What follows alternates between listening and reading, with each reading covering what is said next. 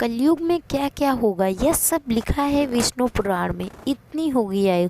विष्णु पुराण में बताया गया है कि मनुष्य की आयु सीमा धीरे धीरे घटती जाएगी और अंत में मात्र 20 साल रह जाएगी।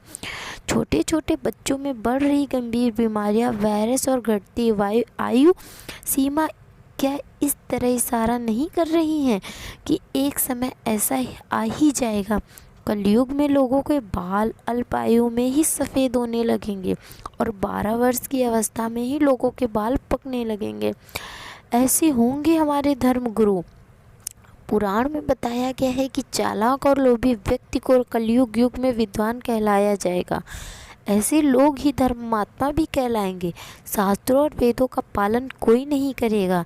सभी धर्मगुरु अपने फ़ायदे के लिए लोगों का इस्तेमाल करेंगे। विज्ञान की चर्चा तो करेंगे लेकिन उनके आचरण राजसी होंगे। विवाह के बारे में लिखी हैं यह बातें। कलयुग में विवाह एक प्रकार का समझौता होगा। लोगों में एक दूसरे के प्रति समर्पण का, सम्मान का अभाव हो जाएगा। जिस तरह से विवाह हो रहे हैं वो परिवार चलाने के लिए ना होकर सिर्फ एक समझौता किया जा रहा है। जो सबसे ज़्यादा दहेज देगा उसका ही विवाह होगा। यह एक प्रकार का समझौता ही तो है। इस तरह से होगी परेशानी। विभिन्न प्रकार के रोग, सर्दी, जुकाम, बरसात और ऋतुओं के परिवर्तन से लोग परेशान और दुखी होंगे। बिना मौसम के बरसात, ठंड, गर्मी से फसल बर्बाद हो जाएगी। नदी, तालाब, जलाशय से सूख जाएंगे।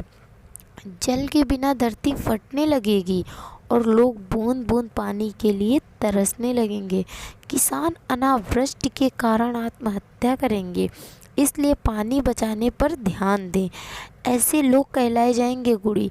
कलयुग में जिस व्यक्ति के पास धन नहीं होगा वह अधर्मी, अपवित्र और बेकार माना जाएगा और जिस व्यक्ति के पास जितना धन होगा वो उतना गुणी माना जाएगा और कानून न्याय केवल एक शक्ति के आधार पर लागू किया जाएगा। व्यक्ति के अच्छे कुल की पहचान सिर्फ धन के आधार पर ही की जाएगी। धन के लिए वे अपने रिश्तेदारों और दोस्तों का रक्त बहाने में भी हिचक नहीं महसूस करेंगे। देखा जाए तो आजकल यह सब सत्य हो रहा है। लोग धन के लिए अपने ही रिश्तेदार और परिवार वालों का खून बहा रहे हैं। इनकी होगी पूजा। झूठ और दिखावे का सहारा लेकर लोग आगे बढ़ने का प्रयास करेंगे लेकिन इसमें नुकसान उनका खुद का ही होगा। कलयुग में सत्ता पर आसानी लोग अपनी प्रजा की रक्षा नहीं कर पाएंगे बल्कि टैक्स लेने के बहाने प्रजा का ही धन छीनेंगे। लोग भूत प्रेतों को देवता मानकर पूजने लगेंगे। इस तरह करेंगे भोजन। अन्न का अभाव होने से मनुष्य फिर से कंदमूल और फल आदि के सहारे ही रहेंगे और असमर्थ लोग सुखी नहीं रह पाएंगे। कलयुग में लोगों के आलस और निष्क्रियता के बारे में भी विष्णु पुराण में बताया गया है। इसके अनुसार लोग बिना स्नान के ही भोजन कर लिया करेंगे। कलयुग में सबसे अच्छी बात, वेद व्यास जी ने सभी युगों में कलयुग का श्रेष्ठ युग भी बताया गया है। उन्होंने कहा है कि सतयुग में मनुष्य को 10 साल जप करने के बाद पुण्य की प्राप्ति होती है।